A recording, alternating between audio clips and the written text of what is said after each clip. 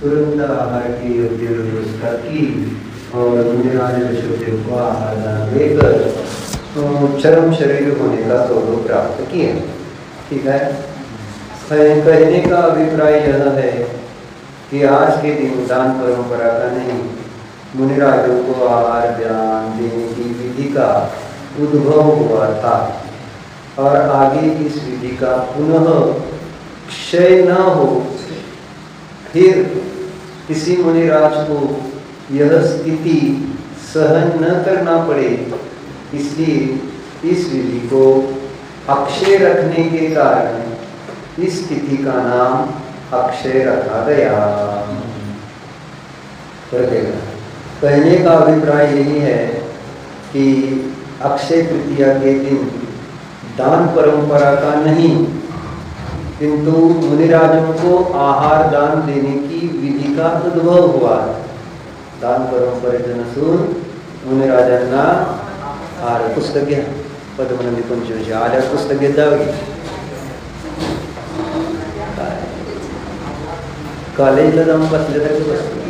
हां, तर और आगे इस विधि का पुनः क्षय न हो, ही आहार दानाची जी विधी झाली त्या दिवशी त्या विधीचा परत क्षय है ना न हो, परत कोण्या मुनिराजांवर ही स्थिती है ना येऊ नये, त्या तशा प्रकारच्या स्थितीमध्ये त्यांना तशा प्रकारचा परिशह सहन करावा लागू नये, म्हणून या विधीला अक्षय ठेवण्यासाठी त्या परवाच्या विशेषण म्हणजे त्या तृतीया है ना तिथीला विधि विशेषण दिलं अक्षय है ना। यह स्थिति सहन न करना पड़े, इसलिए इस विधि को अक्षय रखने के कारण इस तिथि का नाम अक्षय रखा गया, क्योंकि उस दिन वैशाख माह के शुक्ल पक्ष की तृतीया तिथि थी, इसलिए इस तिथि का नाम अक्षय तृतीया महापर्व के नाम से संपूर्ण जगत में विख्यात हुआ। बरोबर, चतुर्थी असती तर अक्षय चतुर्थी झाली असती, होती तृतीया म्हणून त्याला अक्षय तृतीया नाव पडलं। ठीक आहे, लेकिन ये परंपरा मात्र आहार दान देने रूप क्रिया से जीवित नहीं रहेगी, बल्कि जीवों को आहार विधि का सच्चा ज्ञान हो तथा दाता पात्र और योग्य सामग्री की सही जानकारी हो, पीढ़ी दर पीढ़ी यह ज्ञान सुरक्षित रहे, तभी आहार दान की ये परंपरा भी अक्षुण्य रह सकेगी। अन्यथा मुनिराज तो पंचम काल के अंत तक विद्यमान रहेंगे और विधि का लोप हो गया तो फिर उनको आहार दान की विधि कैसे मिलेगी? असं सांग, 9 भक्ती सांग जरा, 9 भक्ती कोणते? थांबा, हां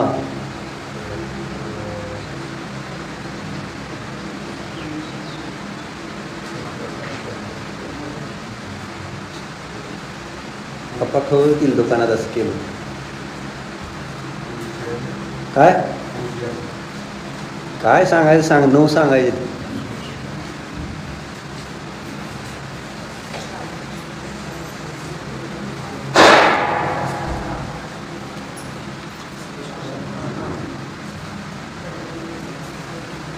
नाही ना, सांग। हाँ, पूजन, नमस्कार, मन शुद्धि, वचन शुद्धि, काय शुद्धि, तुला आता आयफोन बक्षीस द्यावं लागेल मला।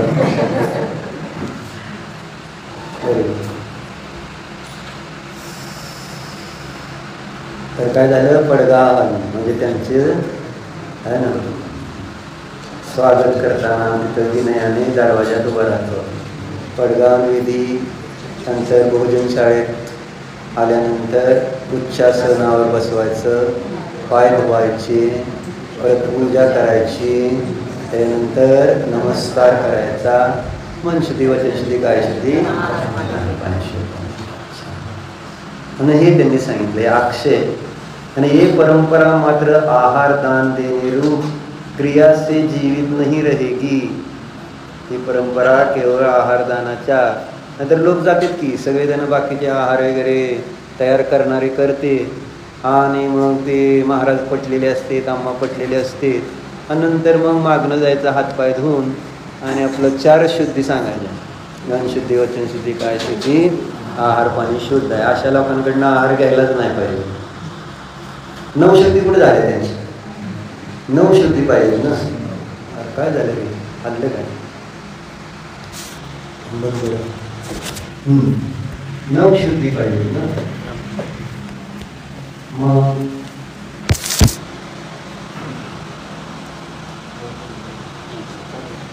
काय झालं? चालत 9 शुद्धी पाहिजे. मग 4 शुद्धी सांगणाऱ्याकडनं आहार घ्यायचा का? 9 शुद्धी कुठं राहिले? तो स्वतः थांबला नाही, उच्चासन दिलं नाही, पाठ प्रक्षालन केलं नाही, स्वतः नाही केलं तर निदान अनुमोदन तर देतात. प्रत्येक क्रिया स्वतः करायला लागते असं नाही. आणि करत असताना तिथं उपस्थिती, कृतकारी अनुमोदन सगळ्या प्रकार. तर ही परंपरा मात्र आहार दान देण्याच्या दृष्टीतून त्या ठिकाणी जिवंत राहणार नाही.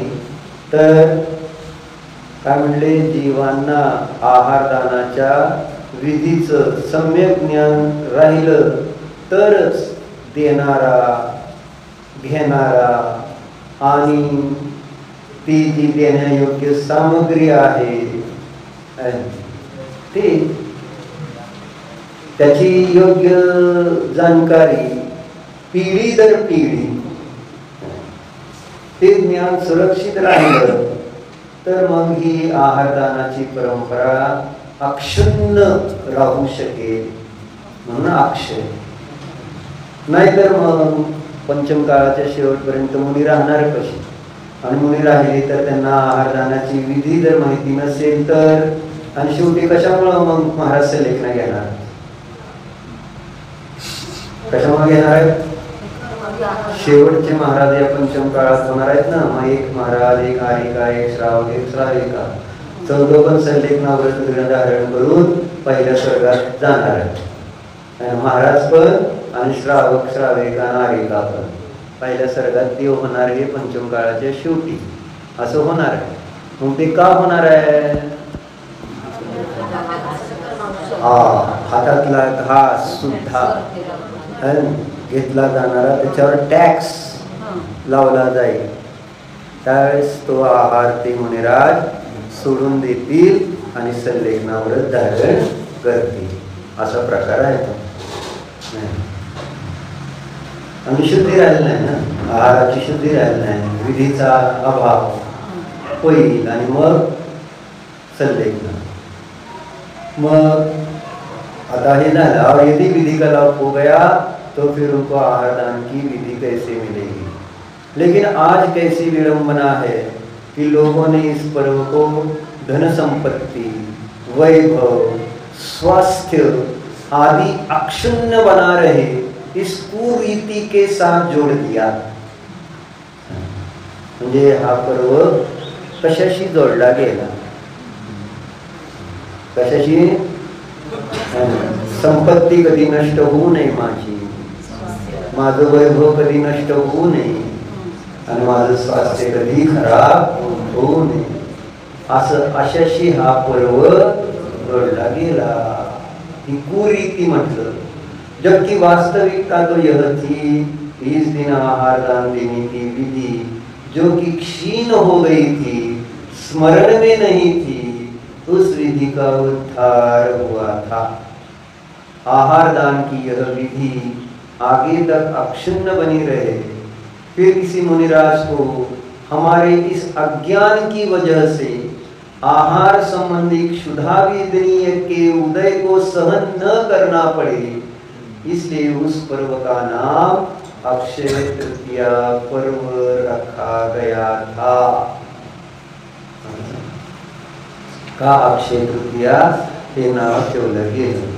दोष कुणाचा आहे, महाराजाचा का श्रावकाचा? म्हणून त्यांनी दिलं। फिर किसी मुनिराज को हमारे इस अज्ञान की वजह से, श्रावकाच्या जवळ अज्ञान होतं ना, माहिती नव्हतं आहारदानाची, आणि त्यामुळे मुनिराजांना परिशह सहन करावा लागला होता। म्हणून तृतीया अक्षय असं त्या तृतीयेला विशेषण लावलं गेलं। हम सभी इस पर्व को सम्यक रीति से मनाते हुए अपना मोक्ष मार्ग प्रशस्त करें, यही मंगल भावना है। आज के महापवित्र दिवस पर ही आहार दान की प्रथा का प्रारंभ हुआ था। हमारे ज्ञानी गुरु बताते हैं कि ज्ञान दान से पूर्व ही आहार दान का प्रारंभ हुआ। ज्ञानदानाच्या अगोदर ज्ञानदान केव्हापासून सुरू झालं? निशान, ज्ञानदान केव्हापासून सुरू झालं?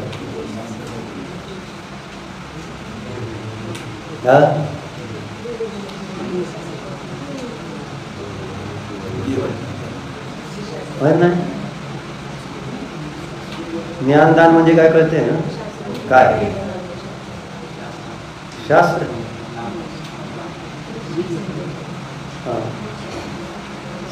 तत्वाचं सम्यक ज्ञान आहे ना, जीवांना देणं हे ज्ञानदान आहे, बरोबर आहे।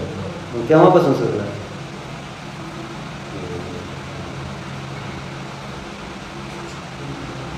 माहित नाही?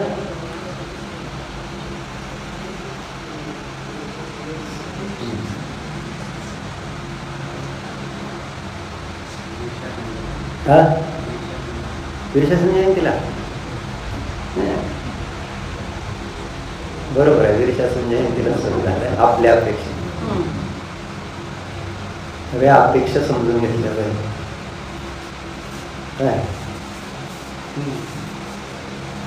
तर आदिनाथांच्या वेळेस सुरुवात, त्यावेळेस केव्हा सुरू झाली? जसं आता वीरशासन जयंतीला काय झालं? महावीरांची दिव्यध्वनी केली। मग आदिनाथांची दिव्यध्वनी केव्हा केली? त्यांना 1000 वर्ष तप केल्यानंतर, 1000 वर्ष तप केलं त्यांनी दीक्षा घेतल्यानंतर, आहे ना। मुनी अवस्थेमध्ये किती वर्ष होते ते? 1000 वर्ष होते। आणि त्यानंतर मग त्यांना केवळ ज्ञानाची प्राप्ती झाली। आणि त्यांची पण दिव्यध्वनी लगेच फिरली नाही बरं का, तिथं पण 2-3 दिवसाचा काहीतरी गॅप आहे। आणि नंतर मग दिव्यध्वनी फिरली होती। आणि मग ती दिव्यध्वनीचं फिरणं म्हणजेच ज्ञानाचा दानाचा प्रारंभ झाला। म्हणून अगोदर कोणती विधी? आहार दान, आणि नंतर ज्ञान दानाची विधी प्रारंभ झाली, है ना। म्हणून म्हटले आज के महापवित्र दिवस पर ही आहार दान की प्रथा का प्रारंभ हुआ था। हमारे ज्ञानी गुरु बताते हैं कि ज्ञान दान से पूर्व ही आहार दान का प्रारंभ हुआ। हम सभी निरंतर ऐसी भावनाएं भाए कि समस्त ज्ञानी गुरुजनों के सदैव ही निरंतर आहार होते रहे, जिससे उनका मोक्ष मार्ग अवरुद्ध प्रगतिशील होता रहे। इसके लिए हम सब भी सदैव ऐसा भोजन अपने घरों में बनाएं, ग्रहण करें, जो कभी भी किसी भी साधारण ब्रह्मचारी निर्ग्रंथ गुरुओं को भक्तिपूर्वक आहार दान करा सके। आज आलो तुमच्या घरी तर मिळेल का? मला मिळणार माझ्या पद्धतीने। तुला म्हणायला काय जाते? तुला काय माहित आहे का? मग कसं काय मिळेल म्हणून?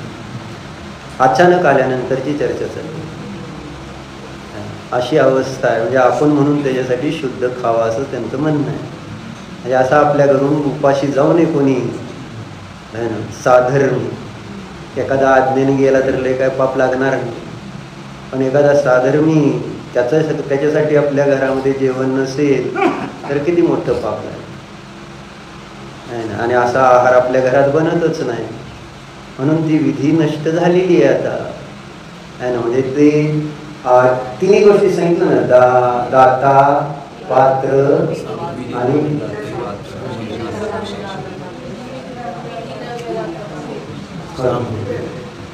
म्हटलं सांगतो.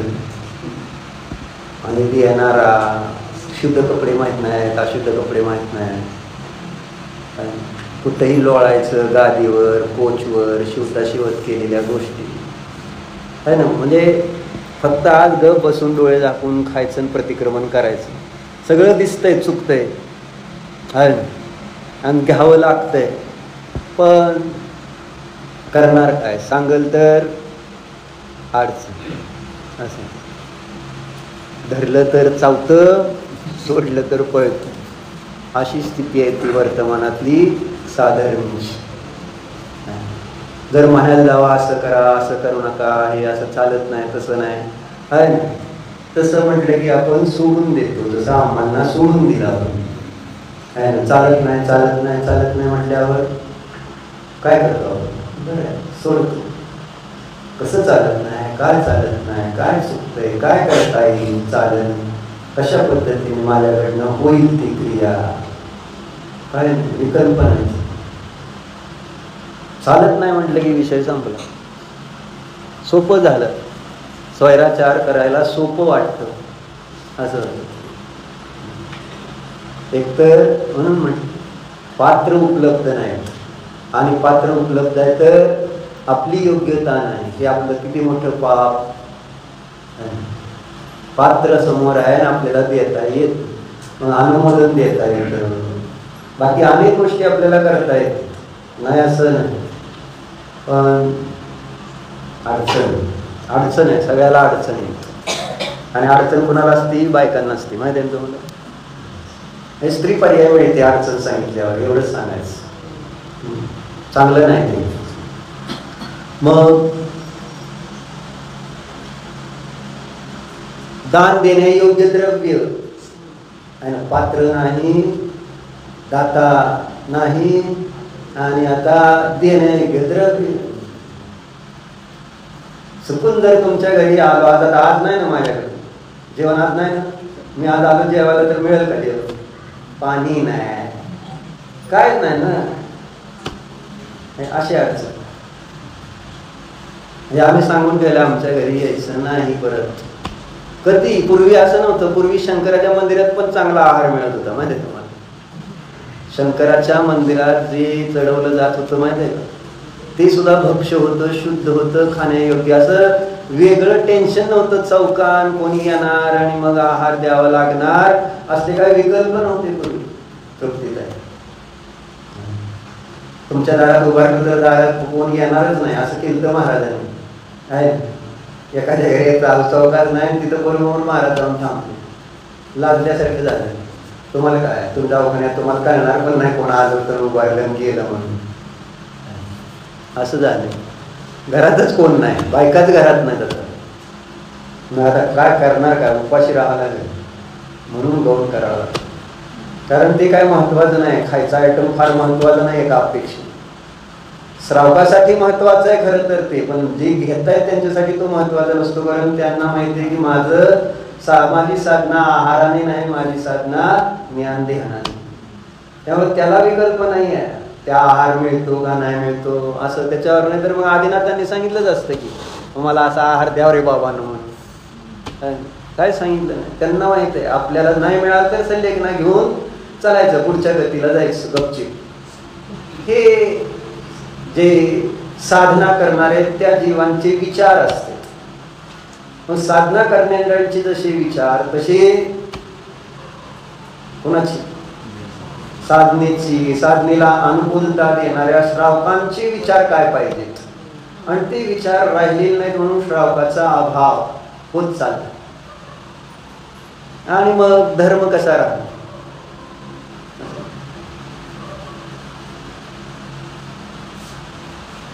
येऊ का संध्याकाळी सोनाली ताई? हा येऊ का म्हटल्यावर मग तयारी करते, पण अचानक आल्यानंतर मात्र नक्कीच उपाशी राहावं लागेल, चिंतन करावं लागेल या गोष्टीवर खरं. म्हणून म्हटलं त्याच्यामध्ये आपल्याला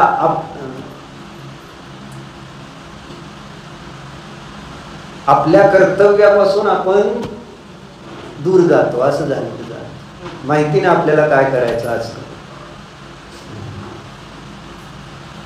विसरत चाललो श्रावकाची कर्तव्य असं चाललं. म्हणून म्हटलं आहार देणं, योग्य वस्तू काहीतरी शिल्लक ठेवा घरात, म्हणून त्यांनी तिथं दिलेलं आहे. काय दिलं होतं? कि ऐसा भोजन अपने घरों में बनाए, आपल्या घरात असं भोजन बनवायचं. मी तुम्हाला सांगितलं ना मग, म्हटलं शंकराच्या मंदिरातलं कसं काय समंत भद्र महाराज होते ना आपले, होऊन गेलेले, ज्यांनी स्वयंभू स्तोत्र रचलं, जे श्रेष्ठ रत्नकरण श्रावकाचार्य रचलं, माहिती आहे का? ते साधारण 7व्या शताब्दीमध्ये झाले असतील. महावीरानंतर 7व्या शताब्दी, 700 वर्षानंतर महावीरानंतर आहे ना, असं धरून चाला. त्यावेळेस ते झाले. मग त्यांना झाला काय? भस्मरोग झाला, भस्मक रोग.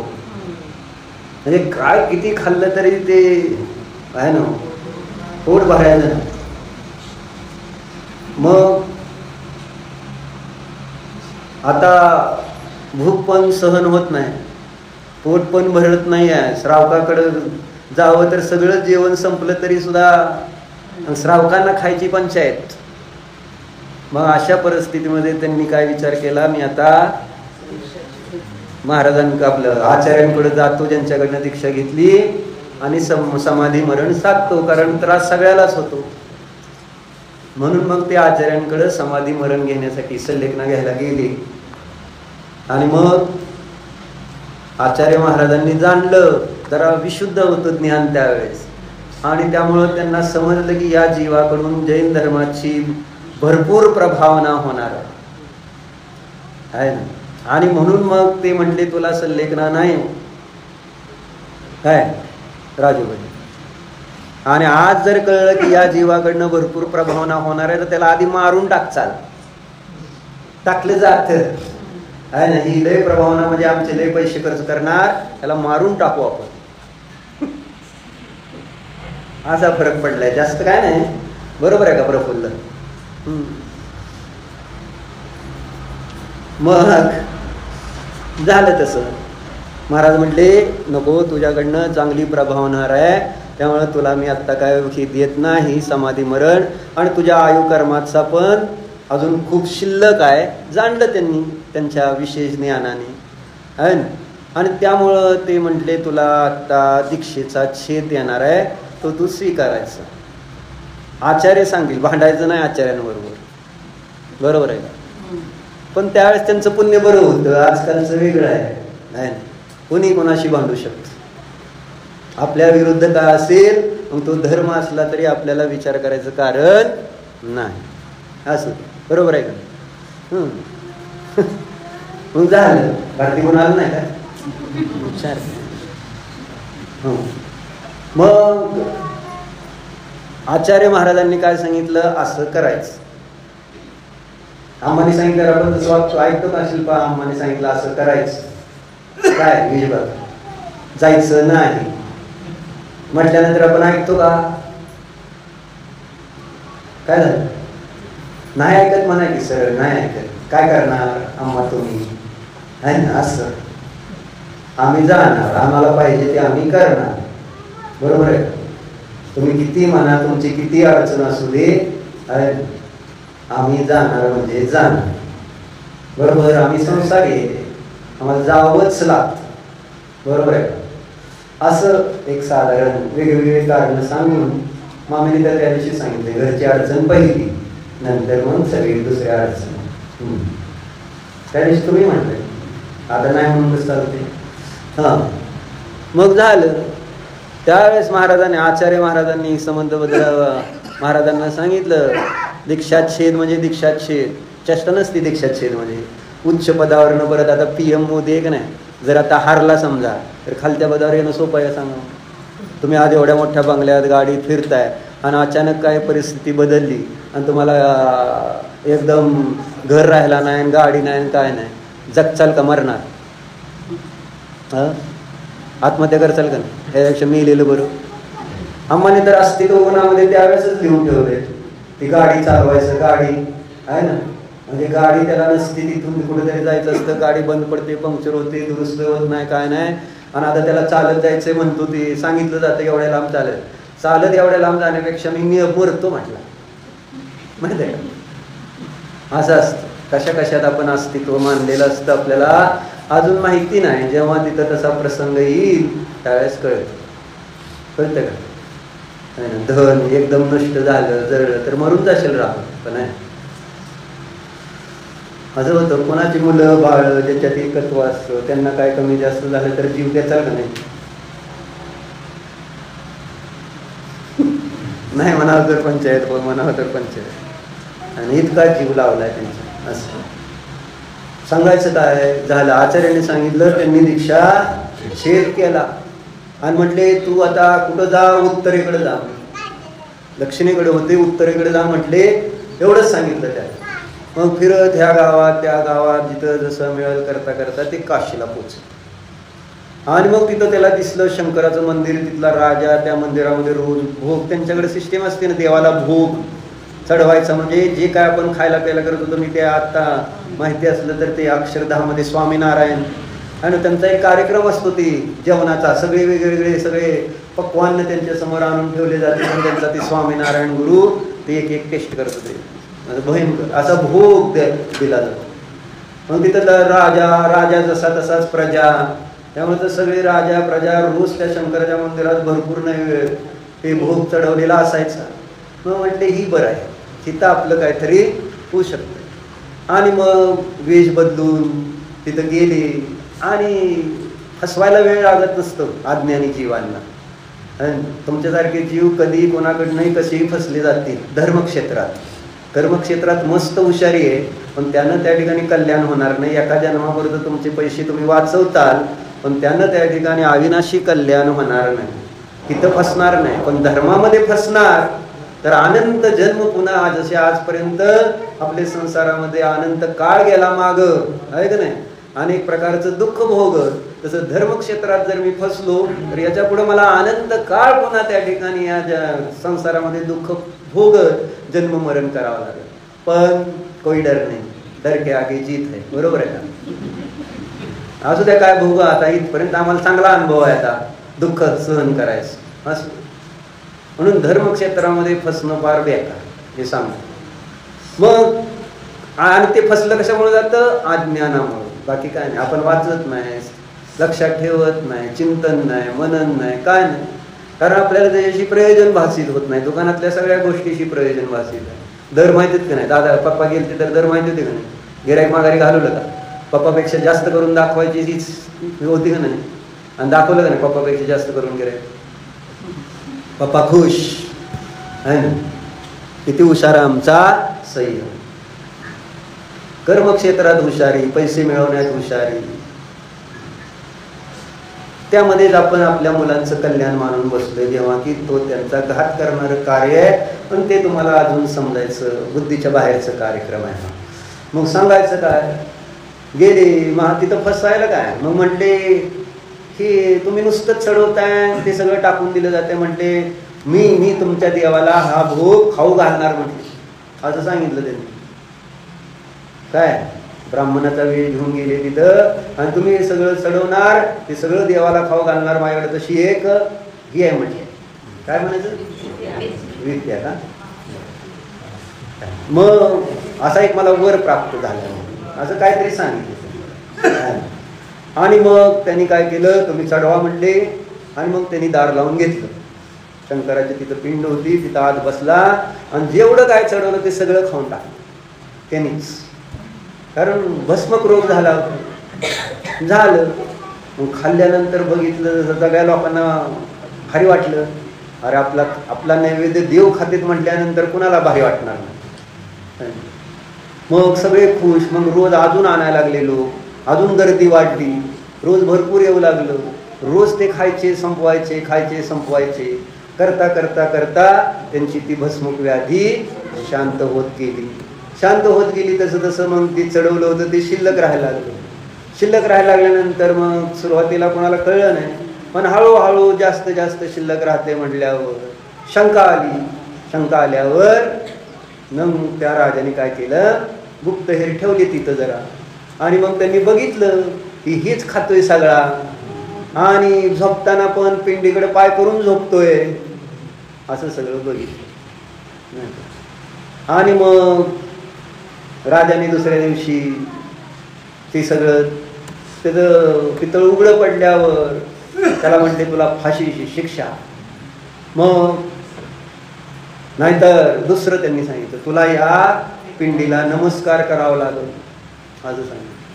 मग पक्के हे आहे ना. त्यावेळेस ते काय म्हणते, अहो माझा नमस्कार या पिंडीला सहन होणार नाही, है ना, तुमची पिंड फुटेल म्हणते. मग राजाला आश्चर्य वाटलं, असं कसं काय म्हणते.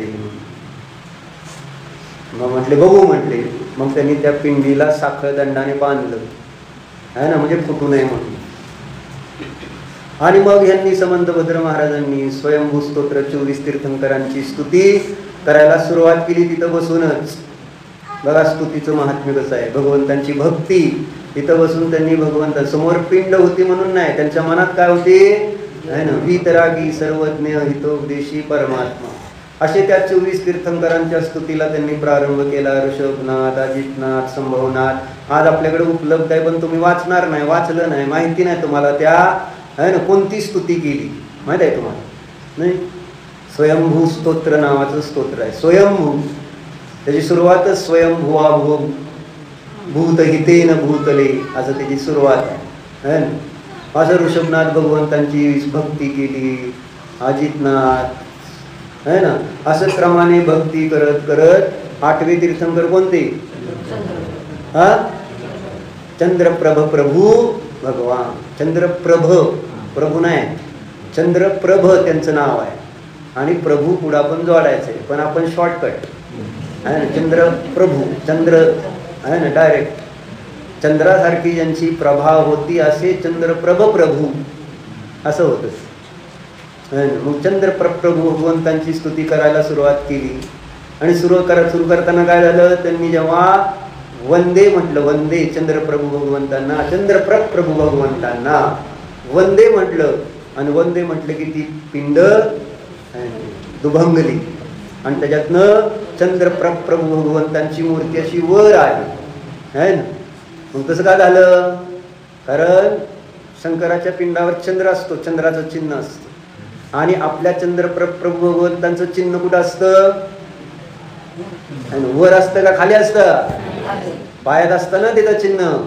मग ते चिन्ह खाली म्हटल्यानंतर पिंडीवर चित्र होतं, ते आपलं चिन्ह होतं. मग त्यामुळे ती मूर्ती वर आली आणि ते चंद्राचं चिन्ह त्यांच्या पायामध्ये, असा तो चमत्कार. मग पुढे सगळ्या तीर्थंकरांची स्तुती वगैरे म्हणत राहिले. ते काय असं घडावं म्हणून त्यांनी केलं नाही, आणि त्यांची ताकद, भक्ती, श्रद्धा इतकी जबरदस्त होती की तशा प्रकारचं सहज कार्य होऊन गेलं. जिनधर्माची प्रभावना सहज त्या ठिकाणी होऊन गेली, अशी त्यांची भक्ती होती, कळलं, अशी श्रद्धा होती, असं ज्ञान होतं. सगळं अनेकांतात्मक पद्धतीने त्यामध्ये वर्णन केलेलं आहे स्तुतीमध्ये भगवंतांचं. कशासाठी सांगत होतो सांगा, संयम कशासाठी सांगत होतो, गोष्ट नसते ऐकायला बसलाय का, मग काय कारण काय होतं गोष्ट सांगायची. हा, काय अक्षय तृतीया, संबंध जोडला पाहिजे ना. काय शाश्वत सांग, कशासाठी सांगितली गोष्ट सगळी. मी आत्ता चालू आहे, मला काय माहिती. साहस दिसतोय तू जरी केवळच्या मागा असलं, कशासाठी सांगितलं.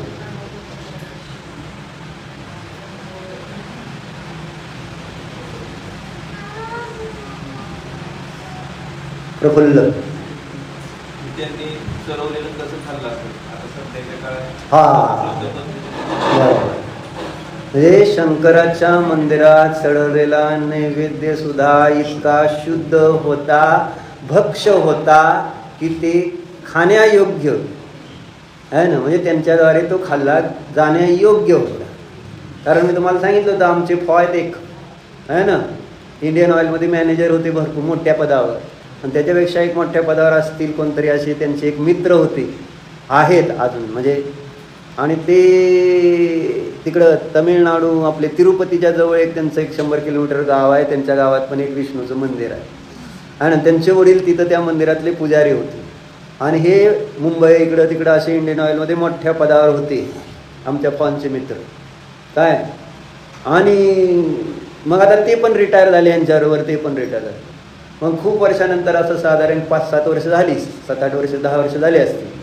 10 वर्षानंतर ते आपले त्यांना भेटायला आले होते. चांगली मैत्री होती, जुने लोक मित्र चांगले असायचे, स्वार्थी नसायचे, कामापुरता मित्र. आणि परत ते आहे ना, कुठं आहे काय आहे, आपलं दुकान पहिल्यांदा मित्र गेला उडत आहे ना, असं स्वार्थी मैत्री नव्हती त्यावेळेस आहे ना. मित्र अगोदर आणि नंतर बाकी सगळं काम असं होतं, बरोबर आहे. मग असे ते मित्र जुने मित्र होते. मग ते आले होते, ते आले तर एकटे नाहीत, ते त्यांच्या बायकोला घेऊन आले, आणि बायकोला फक्त घेऊन आले नाही, त्यांनी भांडी कुंडी बरोबर घेऊन आले आहे. आणि ते जे जेवण घेत होते ते नंतर ते त्याच्या मंदिरात, म्हणजे ज्या मंदिरात त्यांचे वडील पुजारी होते त्याच मंदिरात ते आता पूजा करू लागले. आणि मग त्यांची जी आहाराची विधी होती किती शुद्ध, दुसऱ्याचा कुणी शिवलेला आणि दुसरं कुणीच आहे ना काही केलं तरी ते घेणार नाही त्यांच्या हात, म्हणून बायको बरोबर. दुसऱ्यांच्या भांड्यात सुद्धा नाही खाणार आहे ना, भांडी बरोबर, पाणी विहिरीचं, आणि सगळे कपडे धुतले सवळ्यात. म्हणजे माझ्याकडे पण तिथनं फलटणवरनं अकलूजला आलते, मग मी म्हटलं सगळं आमचं शुद्धच आहे सवळ्यातलं. नाही घेतलं ना. रात्री जेवत नव्हती, कांदा लसूण खात नव्हती. कोण ते, आणि शिकलेले होते, आपलं सांगितलं तुला आहे ना, असं नाही की आडाने. आणि अशी ती भोजनाची, शुद्ध भोजनाची आत्ताच सांगतोय, आफ्टर 2000ची चर्चा आहे. तुम्ही 2000 नंतरचीच आहे ना, म्हणजे आत्ता सुद्धा या काळात ते असे मोठे शिकलेले सुद्धा इतक्या शुद्ध पद्धतीने आहार घेत होते. म्हणजे अशी ती आत्ता परंपरा आहे. म्हणजे त्यावेळेस तर असणारच की 800 वर्षापूर्वी. आणि आता एखाद्या अजैनाच्या घरात मिळेल शुद्ध जेवण का जैनाच्या मिळेल काय पाहुणे, परिस्थिती काय ना, मर्यादेचं जेवण. पूर्वी ऑटोमॅटिकच सगळं होतं ना, म्हणजे दाळायचं त्या चक्कीवरच होतं, आणि मग कुटायचं हे ते सगळं ताजंच. कारण माणसंच तेवढी घरात एकत्र कुटुंब असल्यामुळं करून करून किती करते माणूस, महिन्याचं वर्षाचं थोडंच होणार आहे आपल्यासारखं वर्तमानात करतो तसं. लोणची विंची सगळे सॉस हे ते वर्षानुवर्षाचीच खातो घ्या आपण. तेव्हा तर पॅकिंग फक्त बघायचं, एक्सपायरी बघायची, पॅकिंगपेक्षा एक्सपायरी बघायची. 2025 आहे ना, मग चालते. ती 23ला केलं असलं तरी चालते, 25 पर्यंत एक्सपायरी आहे, बरोबर आहे का. असे सगळे तुमच्या फ्रीजमध्ये उघडून बघा काय सापडत आहे, सगळे भक्ष्य पदार्थ नाही. म्हणजे सांगायचं तात्पर्य असं, म्हणजे आहार देण्यायोग्य सामग्री सुद्धा आमच्या घरामध्ये शिल्लक राहिलेली नाही. त्याचे भाव तर लांबच राहिले, पण सामग्रीचा सुद्धा अभाव झाला. इतकी खालवत चाललेली आहे जिनधर्माची, आणि जिनधर्माची अवस्था इतकी खालवत चालली. आणि ती कोणी करतंय? धर्म कोणाच्या आश्रयाने? धर्म कोणाच्या आश्रयाने असतो? संयम. तुझ्या आश्रयाने, माझ्या आश्रयाने धर्म असं म्हणायला काय तुला कळतंय का नाही? का कुणाच्या, का देवळाच्या आश्रयात आहे, का शास्त्राच्या आश्रयात, का माझ्या आश्रयाने? जो धर्म करेल त्याच्या आश्रयाने. म्हणजे प्रत्येक धर्मीच्या आश्रयाने धर्म असतो. काय नाही, बरोबर आहे. मग त्या धर्माला टिकवणार कोण? आपण म्हणजे आपणचा काय संबंध आहे? दुसऱ्याचा तू काय ठेका घेतलाय का? मग कोण टिकवणार? म्हण आता पंचपुराण साक्षीने, आता म्हणते बरं का, मी टिकवणार. कोण कोण टिकवणार सांगा धर्म? टिकवतो का? जैन धर्म टिकवतो? मग आता तेच सांगायचं ना, किंवा खाणार पिणार साधू जे काय साधर्मी ब्रह्मचारी तर जगतील. मला जर उद्या तुम्ही खाऊ घातलं नाही तर मी मरून जाईल का नाही? म्हणून थोडं थोडं खाऊ घालताय कधी कधी, 2-2 दिवस वाटणीला आलेले 2 दिवस आपलं खाऊ घालायचं, झालं बा. आपण पण असंच खाऊ, काय फरक पडतो आपल्याला? आपण बघितलं आत्मा तर खातच नाही, खाण्यामध्ये आनंदच नाही. अशा सगळ्या पद्धतीने आपण त्या जेवणासंबंधी चर्चा ऐकली, वाचली, समजली, पण तरी सुद्धा बायका म्हणते मुलांसाठी करावं लागतं. बरोबर आहे का लता भाभी? करावं लागतं ना. लोक कोण आले, पाहुणे मंडळी, तर त्यांच्यासाठी लसणाचं करावं लागतं, काही करावं लागतं. कोणासाठी? तर त्यांच्यासाठी करावं लागतं, नाही तर मग त्यांना आवडणार कसं? आणि त्यांना नाही आवडलं तर काय होईल? आमचा अपमान होईल. माझा मान आलाय, किती छान केले, मग ते कशाचं का करेना, पण छान केलंय म्हटलं पाहिजे. काय म्हणणं आहे तुमचं? म्हणजे अपमान होऊ नये आपला, त्यासाठी आपण काही कोणासाठी पाप करतोय आज. केवळ एक मान कशाचा पोषण, तुम्ही बघून घ्या, दुसरं काही नाही त्याच्यामध्ये. माझी फक्त स्तुती व्हावी, माझी वाहवा व्हावी, यासाठी आपण काही करायला तयार आहे. पोरं नरकात गेली, मातीत गेली तरी चालते. पोरांनी मागितले नाही असलं करून पाहिजे तर तसलं करून खाऊ घालायचं. त्याला ज्ञान पण द्यायला तयार नाही की असलं खाणं योग्य नाही, ह्यानं त्या ठिकाणी काय दोष आहे, काय पाप लागतं. आणि पोरगा म्हणतोय ना खाऊ घाला. बरोबर आहे का? सुनंताई काय सांगतो? आणि ते ऐकतो का? मन रे पंचपुरुष साक्षीने. म्हणजे आमच्याकडे डेमो असते किंवा बाप दाखवायला श्राद्ध घाला, नुसतं ऐकतो म्हणून काय करायचं? बघतो लगेच जाता मन पंचपुरुष साक्षीने. तेव्हा हसतो कसा बोल. मम्मी म्हणते म्हणून काय झालं? खोटं आपण आपल्या मनाच्या खोट्या समजुती काढायची. हो सगळं माझं ऐकतं, सगळं बघू. मंदिर जरा काय शाळेत जाणार नाही तर माझ्याकडे फार मोठा आहे.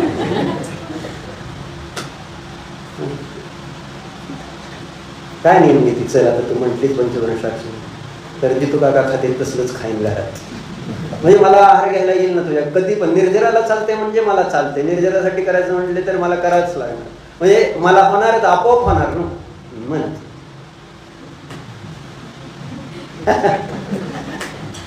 किती अवघड झाले बाबा. की तू का उपाशी राहिला तर चालतंय, पण मी काय नियम घेते? बरोबर आहे, असा अर्थ झाला नाही.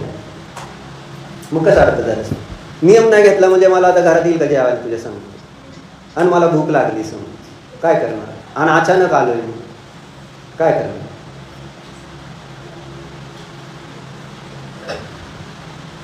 अशी परिस्थिती असू द्या.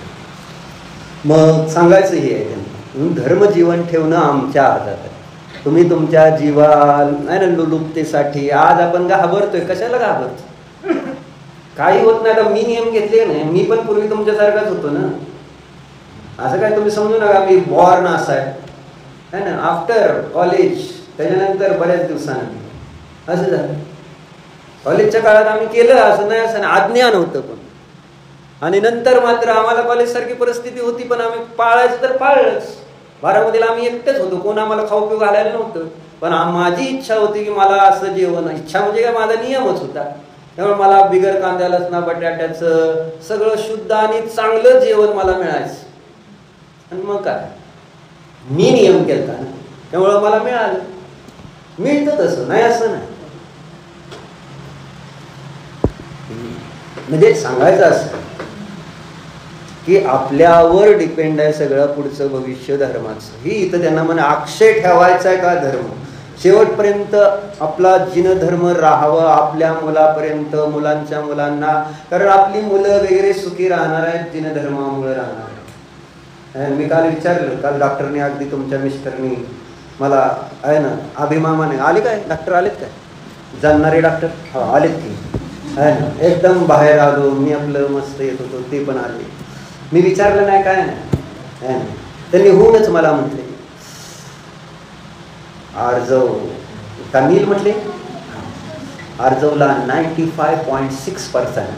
4% आहे ना. मी चुकून म्हटलं केवळला 65% पडले, मला आधीच कळलं होतं 65 पॉईंट कितीतरी पडले, त्यामुळे 66, मग मी सांगते 66% पडले. 66 पडलेत का 65 पॉईंट समथिंग पडलेत? किती पडलेत गणेश माहित नाही? किती पडले? 66 पॉईंट काय लाका बोलतोय. हां बरं किती, पण 66. मग डॉक्टरने मला सांगितलं 95.4%. त्यांना इतका आनंद होत होता जणू काय त्यांनाच पडले का डॉक्टर आहे ना. म्हणजे इतका एकदम त्यांना एकदम असं तेवढंच सांगून थांबले नाही. सिंहगडमध्ये बॉईजमध्ये त्याचा फर्स्ट रँक आलेला. सॉरी ना डॉक्टर, म्हणजे तुम्ही सांगितलं ज्या पद्धतीने त्यामुळे मला त्याच पद्धतीने सांगावं लागतं. मग फर्स्ट रँक आलेला कुणाचा? मुलाचा बरं का. मी मुलगा त्याचं अस्तित्व. मग आता पुढे काय? घेतली पुण्याला ॲडमिशन मेडिकल. दुसरं काय? बरं ठीक आहे, व्हेरी गुड म्हटलं, छान छान बेस्ट. आता काय म्हणणार, झालं आनंदात ते गेले. मग मंदिरात पूजा होती खरं काल अष्टमीची, पण तो आलं नव्हती ते पूजेला. आले होता का तुम्ही डॉक्टर? त्या 95.4% मध्येच होता काय? मग पूजा काल अष्टमीचा पर्व आहे. अष्टमी म्हटलं ना, अष्टमी कोणी साजरीच करत नाही. तुम्ही जेवढी इथं शास्त्राला असते पूजेला किती असते बघून घ्या है ना. म्हणजे तुम्हाला अजून त्या देवाचं महात्म्यच नाही आलं तर तुम्हाला शास्त्राचं महात्म्य येणार कुठून? आणि ज्यांनी हे सांगितलेलं शास्त्र आहे त्यांची तुम्हाला कौतुक जर करता येत नसेल, कौतुक वाटत नसेल, तर तुमच्या मुलांचं तुम्हाला कौतुक करायला येतं. बरोबर आहे, तृप्तीत आहे. त्यांनी काय केलं? मग यांनी तर केवळ ज्ञान केले. तुम्हाला कळतं का 95.4% कुठं काढले आहे ना. त्यांना केवळ ज्ञान म्हणजे तुम्हाला कळायला पाहिजे की बाबा 3 लोक 3 काळातले सगळे पदार्थ युगपद एका क्षणात जाणले जाते. असलं काय केलं का तुमच्या पोराने चमत्कार? मग असा ज्यांनी चमत्कार केला त्याच्याबद्दल किती अभिमान पाहिजे मला. आणि ते कधीतरी माझा मुलगा होते, तुम्हाला माहित नाही अजून. अनेक जन्मापूर्वी आदिनाथही तुमचा मुलगा होऊन गेली असते. त्या संसारामध्ये कोण कोणाचं नाही झालं, कोण कोणाचा मुलगा, आई वडील बायको सगळं भक्त असे सगळी नाती बऱ्याच सगळ्यांशी झाली आपली. अनंत काळ गेला या संसारामध्ये, कोणाचं कोणतं नातं राहिलेलं आहे? सगळी नाती झाली. बरोबर, पण कौतुक राहिले का? म्हणून वर्णिजींनी तेच दिलं.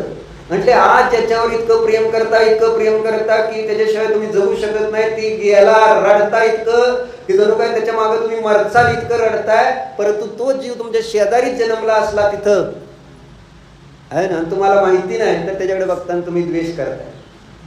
कशाचं प्रेम? खोटं प्रेम सगळं.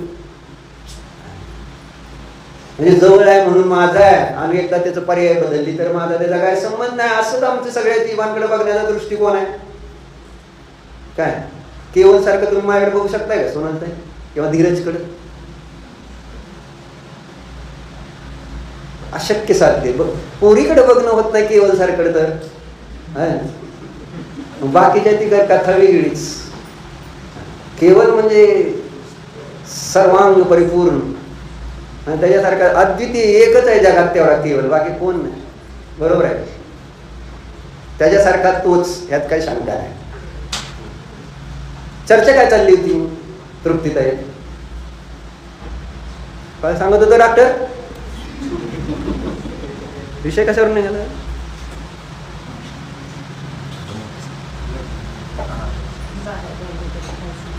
हा डॉक्टर व्हायचं असं चाललं. म्हणजे आपल्या मुलाला आपण आता तुम्ही जरा डॉक्टर अभ्यास करा. 2030 साली डॉक्टरची काय परिस्थिती असेल आहे ना तुम्ही. आणि आपल्याकडं त्याच्यातला काय म्हटले तज्ज्ञ वर्ग आहे, म्हणजे सुनील पाहुणे असे काही तज्ज्ञ व्यक्ती आहेत की ज्यांना जरा अभ्यास आहे त्याच्यातला. कारण ते गव्हर्नमेंटमध्ये असल्यामुळे त्यांना सगळे कॅल्क्युलेशन्स येते त्यांना चांगले गव्हर्नमेंटकडे. कारण कॅल्क्युलेशन शिवाय काय दुसरं नसतंच काम. काय नाही कॅल्क्युलेशन जास्त आहे ना. असू द्या कॅल्क्युलेशन का असं ना. आणि ते कॅल्क्युलेशन्स त्यांनी सांगितले तर तुमच्या लक्षात येईल की काय परिस्थिती. आपण मुलाला दुःखात टाकणार आहे का सुखात? तुम्हाला स्वतःला दुःखात टाकून घेणार का सुखात? त्या एवढा अब्दून करून तुम्ही पैसे खर्च करून त्यांनी अभ्यास करून आता अकॅडमीला अजून 5-10 लाख रुपये टाकून वगैरे करणारच असेल ना. फुकट तर नाही कोण करत आणि एवढा सगळा खर्च करून तुम्ही डॉक्टर करसाल त्यावेळेस काय परिस्थिती असेल, जर तिथं कोण विचारायला नसेल त्या डॉक्टरला तर काय होईल? सगळ्या केलेल्या मेहनतीवर पाणी जर आलं तर काय होईल? का रडायला सुद्धा पंचायत होईल म्हणजे शिकवू नका असं मी म्हणलं. पण आपला त्याच्यामधला जो एक ऍटिट्यूड आहे, ऍटिट्यूड म्हणायचं माझ्या पोराला मी डॉक्टर करणार, बर माझ्या पोराला मी ऍटिट्यूड जो आहे तो प्रॉब्लेमॅटिक आहे. कारण आपल्यामध्ये तो ऍटिट्यूड आहे का नाही बघून घ्या. नाही टाकून देऊ का? डेमो दाखवायला होतं ना गावच. म्हणजे आपल्या मुलाने जर धर्म, म्हणून म्हटलं धर्माला जिवंत ठेवणारी मुलंच आहेत. आपल्यापर्यंत जरा उशिरा का होईना पोहोचला, उशिरा पोहोचला, पण मुलांना तर लवकर पोहोचून त्यांचं आणि आपलं दोघांचं कल्याण त्या निमित्तातच होणार आहे. मुलं किती जरी तुम्ही शिकून मोठी केली तर नमोकार मंत्र ऐकवतील याची गॅरंटी राहणार नाही. खूप शिकला गेला अमेरिकेला, समजा भारतातले डॉक्टर झाले, अमेरिकेत कमी आहेत, गेला काय करणार? पोरगा एकच, काय करणार? परत तिकडच गेला, तिकडच लग्न केलं, तिकडच राहिला,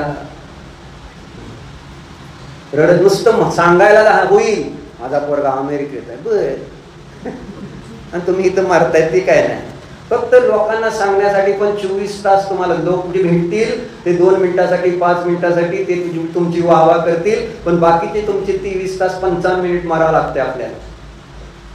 ह्याच्याकडे आमचं लक्ष नाही. म्हटलं इतकंही आहे इंद्रिय विषयाचा प्रॉब्लेम. थोड्याशा सुखासाठी आपण केवढं मोठं दुःख ओढवून घेतलेलं असतं. धर्माशिवाय गत्यंतर नाही हे सांगायचं.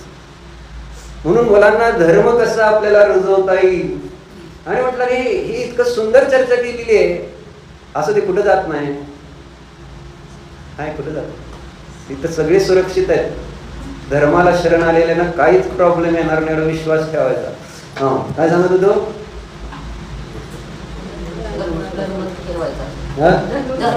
सुरक्षित ठेवायचं असं सांग.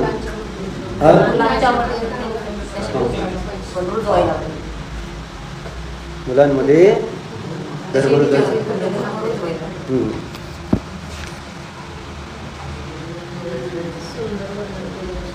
काय सुंदर वर्ण होय का? हा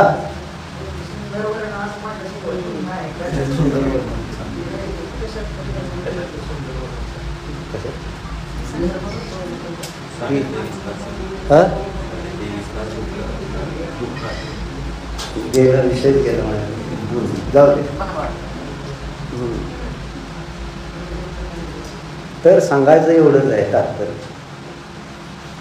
म्हणजे आपली एक धर्माच्या प्रती पण जबाबदारी आहे. जसं संसाराच्या प्रती तुम्ही एक जबाबदारी घेऊन मुलाला डॉक्टर करायचं ठरवलंय, ती एक जबाबदारी आहे तुमची असं समजून तुम्ही त्याच्यामध्ये डिवोशन आहे. ही एक पण जबाबदारी माझी आहे असे प्रत्येक पप्पा मम्मी बाबा बाबी सगळ्यांनी विचार करावा.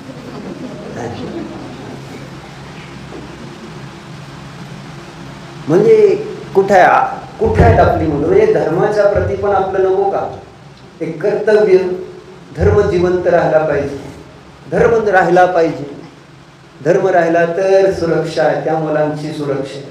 नाही तर तुमच्या समोर मुलं तर पडून मरतील. नाही ते कारण ही कषाय आणि विकार सहन होणार नाही, त्यांना दुःख सहन होणार नाही, मान अपमान पुढे जे काही परिस्थिती येतील सहन होणार नाही. जर धर्म नसेल तर मरून जातील तुमच्या समोर, तुम्हाला काही करता येणार. विचार करा, परिस्थिती अशी समोर आली तर काय करायचं? आणि असं हे हळूहळू वाढत जाईल. जसं जपानमध्ये सांगून सांगितलं ना तुम्हाला, जपानमध्ये आता जाऊन आले आमचे साहेब आणि बाची आमची गेली, तिथं हसायचं सुद्धा नाही जोरात आहे ना, असं तोंडात म्हणजे तोंडावर हात जोरात हसायचं. म्हणजे साहेब त्याच्या बायकोला सारखं कावायचं, ती जरा हसती जोरात आणि ती सगळ्या लोकांना हसायला लागल्या. म्हणून अरे हळू हास आहे ना, तिथं बोलायचं नाही जोरात, हसायचं नाही जोरात, काय नाही. सगळे आपापल्यामध्ये तुम्हाला सांगितलं तिथं हॉटेलमध्ये एका टेबलाला एकच चेअर, 4 चेअर नाहीत अजून तिथं, एकच. सगळ्यांनी एकटं राहायचं तिथं, म्हणून तिथं हॉस्पिटल्स वेळांचे जास्त आहेत. आणि ती वेळ आपल्याकडं आहे ना लवकरच येणार. कारण वाढत चालला, स्ट्रेस त्यांचा इतका जास्त आहे, कुणी एकमेकाकडे बघायला तयार नाही, कोण आहे, कुठला आहे, काय काय काय सुद्धा नाही आहे. म्हणजे असं काय म्हणायचं त्याला, संवाद हा प्रकारच नाही. सगळ्यांनी आपलं सेल्फ काय म्हणायचं त्याला, सेल्फ सेंटर, बस तेवढंच. बाकी मला काय जगाचं पडलं नाही, मी माझं काम बस, इतकी व्यग्रत आहे. आणि म्हणून हॉस्पिटल्स वाढत. आणि आपल्याकडं आता घराघरात यायला लागले सायकॅट्रिक नाही, वेड्याला काय म्हणतात, सायकॅट्रिक म्हणजे डॉक्टर झाला नाही, डॉक्टर कुठे झाले, सायकिक लोक आता प्रत्येक घरात प्रत्येक. आणि एखादा तर पेशंट असं सापडतोच, काय आयुष नाही होणार एवढं मला माहिती आहे, ती तेवढा एक वर्ग वाचणार आहे, लक्षात राहू दे. नाहीतर प्रत्येक जण एक घरात सायकिक नाही झाला तर बोला, ही आत्ता एक सापडतोय, पुढं सगळेच असतील तर अवस्था काय असते. आणि त्याचं कारण एक मात्र काय असणार आहे, अहम. धर्माच्या अभावामध्ये पर्यायामध्ये केलेला अहमचा तो परिणाम असणार. मी अमुक, मी तमुक, मी हे केलं, मी ते केलं, मी असं करणार, मी तसं करणार, असं कसं झालं, तसं कसं झालं, असं व्हायला नको, असले अनेक प्रकारचे खोटे विकल्प होणार. आणि एकेकाला त्रास सुरू. बघ काल त्यांचे बंधुराज आलेत का सासऱ्याला, कुठे गेला, पूजेला आलता, सुट्टी आहे 4 दिवस, कुठे गेला, घरी जातो म्हटलं. बरं काय म्हणलं मला सांगू नका. मला काय म्हटले, काल जेवण झाल्यावर बसलो त्यांच्याकडे जेवायला, तू म्हटले वर्ष झालं माझी खूप चिडचिड होते, म्हटले बारक्या बारक्या गोष्टी तर राग येतो म्हटलं. कारण काय होती ना अशी चिडचिड, निर्जरा. संयम काय म्हटला की चिडचिड, पण शाश्वत काय म्हटला की चिडचिड, कुठंतरी काहीतरी म्हटलं थोडंसं तर राग येते. का राग येतो, नाकाच्या शेंड्यावर राग आहे, तुम्ही नव्हता आम्ही बघितलंय म्हणून सांग. आणि पोरं नंतर सांगते, तुझ्या समोर घाबरते बरं का तुला सुद्धा आहे, आणि नंतर सांगते ते त्याला चालत नाही काय सुद्धा बोल दिला म्हणून. म्हणजे सांगायचं का तुला, आता त्यांना जाऊन परत खाऊ नको का असं सांगतात आणि का असं म्हणतात. आपल्यातले दोष बघा, आपण कुठं चुकतोय. नाहीतर आपण ज्यांनी दोष दाखवले त्याचेच दोष दाखवायचा प्रयत्न करतो, त्यामुळे आपले दोष धुतले जाणार नाहीत, नष्ट होणार नाही. म्हटलं ना, हे जे अहम, राग चिडचिड का वाढायला लागली, स्ट्रेस वाढलाय, रात्रंदिवस अभ्यास ते स्ट्रेस वाढतो म्हणून त्या ठिकाणी चिडचिड वाढते. मग आपले म्हणजे लोक तुमच्याजवळ थांबणार नाहीत, आणि थांबणार नाहीत तर अजून एकटेपणानं अजून चक्कर होईल बुद्धी, आणि त्यावेळेस मग सायकिक होतो, आणि मग गोळ्या चालू होतात. वेळेवर आम्ही आपलं सांगतो, बाकी तुमची मर्जी, प्रत्येकाची आपली मर्जी. आनंदाने जीवन जगण्याची कला धर्मच आहे, त्यामुळे धर्म राहील अशा पद्धतीने आपलं जीवन असावं, आणि त्यामुळेच सुख आहे हे पहिल्यांदा गोष्ट डोक्यात पाहिजे. दुसऱ्या प्रकारे निकित सुख नाही, नव्हतं, नसणार. बघा म्हणजे विचार करावा लागेल. पण हे अजून विश्वास, श्रद्धाच बसायला तयार नाही. विश्वास पाहिजे, फेथ हे सगळ्यात मोठं इथलं त्या ठिकाणी काय म्हणायचं, म्हणजे विश्वासाचं फार महात्म्य आहे धर्मक्षेत्रात. विश्वासाशिवाय काय नाही. आणि आपल्या इथे नुसता खोटा विश्वास नाही, ज्ञानपूर्वक विश्वास. अंधश्रद्धांना सांगितलं, आपल्याकडे समजून विश्वास ठेवण्याची ही सगळी गोष्ट सांगितली, आणि आपल्याला समजावून सांगणारे केवळ ज्ञानी भेटले. हे आपलं किती मोठं भाग्य. असं आयऱ्या गायऱ्या कोणी सांगत नाही ना, तो खैर आपल्याकडे बरं, आपल्याकडे सांगणारे केवली आहेत. त्याच्यामुळं त्यांनी सांगितलेल्या तत्वाला समजून घेऊन पूर्ण त्या ठिकाणी समर्पण, निशंक श्रद्धान पाहिजे. हे असं आहे आणि असंच आहे, अन्य प्रकारे नाही, अन्य नाही. म्हणून धर्म जे सांगेल ते करतो. म्हणून ज्ञानार्णवची जी सुरुवात केली, आता मी वाचतोय 7वा 8वा 9वा 10 11वा काय जे आहे नाही ते निळं पुस्तक, त्यांनी अहिंसेचं महात्म्य किती गायले त्याच्यात. माझी भावना तर रोज आहे, ती वाचलं की असं वाटतं हे सगळ्यांसमोर ठेवलं पाहिजे. अहिंसेशिवाय धर्मच कसा नाही आहे ते सगळं त्यांनी त्या ठिकाणी चांगल्या प्रकारे सिद्ध केलं. हिंसा करून तुम्ही धर्म म्हटलं तर शक्यच नाही. म्हणून धर्म काय अधर्म काय समजून घेतला पाहिजे का नको. आज अधर्माला धर्म केलंय, धर्माला अधर्म केलंय, बरोबर आहे. नेलंय? कशाला महत्व दिलं? शास्त्र स्वाध्यायाला का दुकान आणि बांधकामाला आणि दवाखान्याला? कशाला महत्व? तुझं नशीब बरं आहे अजून येतोय तर. लोकांना मिळेल ना तुझ्या घरातल्या, माहिती आहे का? आणि कळते, माहिती सगळं आहे बरं का, माहिती नाही असं नाही, पण इथं यायला पण भाग्य लागतं, हे सांगतो. पुण्यच लागतं सगळी.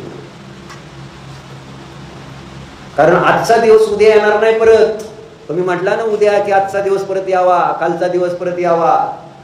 येत नसतो निर्जरा, मागचं काहीच येत नाही परत. परत पश्चाताप करून काय होणार नाही. काल केलं असतं तर बरं झालं असं नेहमी आपल्याला पुढं वाईट झाल्यानंतरच कळतं है ना. अगोदर तसं नसतं केलं तर बरं झालं असतं. पळता पळता पडलं, लागलं, कुठे ऍक्सिडेंट झाला, असं नसतं केलं तर बरं झालं असतं. चाकू आहे ना कापताना है ना, आपण काहीतरी इकडे तिकडे लक्ष देत लागला जोरात, अरे इच्छा, आणि नंतर वाटतं अरे आपण जरा लक्ष देऊन केलं असतं तर बरं झालं असतं. नंतर सगळं जेव्हा ते दुःखरूप कार्य दिसतं त्यावेळेस जर तुम्ही पश्चाताप करत बसाल तर ते काय बदलणार नाही. म्हणून आधीच बदललेलं बरं, याच्यावर विचार करा. म्हणून सांगितलं काय, धीरज पंचब्रह्म साक्षीने जितुबाई सारखा आरगिल म्हण की मग नुसतं असंच कसं ज्या दिवशी येणार त्या दिवशीच असं नाही. फरक काय पडतो म्हणून म्हटलं मी. आहार दान जर आपल्याला नाही, ब्रह्मचारी साधर्मी माताजी कोणी आले तर आपल्याला एकदम असं लगेच तयार आहे, घेणाऱ्याला पण आनंद वाटतो. आणि जर होतं कसं, पाहुणे आल्यानंतर, पाहुणे आले की बरं थांबा 2 रोटल्या वाढवते, थोडी भाजी वाढवते, पाहुणे म्हणते जयजिनेंद्र जातो म्हणून पाहुणे नको म्हणते जेवायला कुठे, बरोबर आहे का? म्हणजे पाहुणे आल्यानंतर वाढवायची तिथं चाललेली असते. अरे आधीच 4 रोटल्या जास्त केल्या तर बिघडतो कुठं, पण वाया जातात, तिथं वाया जाते, बाकी सगळं तुमचं कामाला येतं है ना. फिरणं, खाणं, पिणं सगळं जे काय अनेक घरात कपाटात गोष्टी आहेत ते वाया गेल्यासारख्या नाहीत का? ना वापरात आहेत ना काय, वाया गेल्यासारखं आहे सगळं. ते सोनं नाणं कपडा लत्ता सगळं वाया गेल्यासारखं. ते वाया गेल्यासारखं वाटत नाही एक्स्ट्रा किती जरी आलं तरी. आणि 2 रोटल्या तुम्हाला जास्त झाल्या तर वाटत कोण खाली काय करायचं. मस्त गाई जनावर मी म्हटलं ना ती भुकेलेली आहेत आजकाल. आता ते डुकरांना सुद्धा काय मिळायची पंचायत झाली, गटरी बिटरी बंद झाल्या सगळ्या, माणसं बाहेर जात नाहीत वगैरे, त्यामुळे फार अडचण झाली डुकरांची. म्हणजे असं सगळं अंडरग्राऊंड झाले की नाही सगळं, त्याच्यामुळं. आणि त्यांच्या घरात मला देणार रोटल्या तर चांगलं शुद्ध भोजन तर ते काय फरक काय पडतो. जीवदया ती पण आहे की तुम्ही नाही पात्राला दिलं तर जे तुमच्यासाठी बनवले ते त्यांच्याच सारखे अशाच लोकांना मिळा, त्यांना तर मिळू द्या. तुमचं जेवण कोणाला देऊ शकता तुम्ही सांगा बरं. विचार करा, माझं जेवण कोणासाठी पात्र आहे जर शिल्लक राहिलं तर, कोणाद्वारे खाण्यायोग्य आहे करा कॅटेगरी. म्हणजे आपल्या जेवणाच्या कॅटेगरीवरून आपण लक्षात घ्यायला पाहिजे आपली गती काय. चिंतन करा. ओम नमः.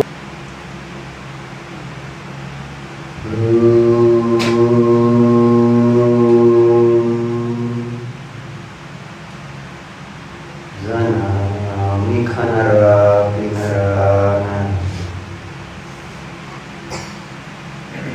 खाण्यापिण्यामध्ये आनंद नाही.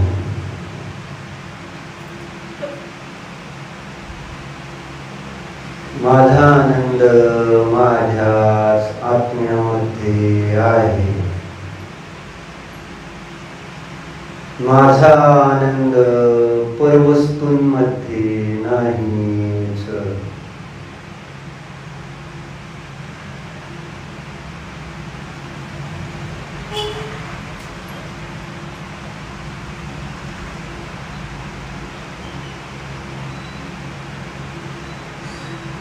आनंद स्वरूप